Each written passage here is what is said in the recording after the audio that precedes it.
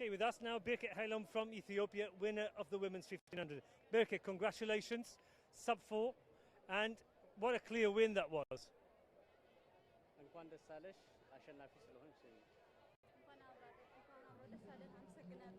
Thank you. She said thank you. How did you prepare for this race? ራስሽን እንዴት ነው ዝግጁ ያደረግሽው ስለዚህ ሩጫ ለዚህ ውድድር? ያው ዝግጅቱ ብዙ እንኳን አልተዘጋጀንም። ያው ብዙ ውድድር ነበረን።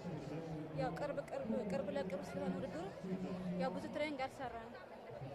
ያው በመጣሁት ውጤት ግን ደስተኛ ነኝ። She said we didn't make more training. It's like early informed them. So she say I'm happy to win this tournament.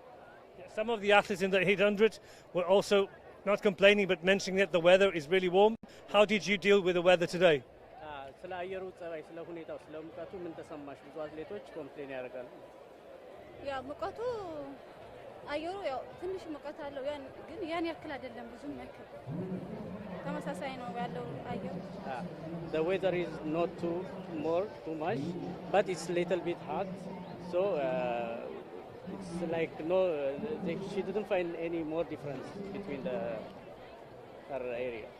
Thank you very much. Well done.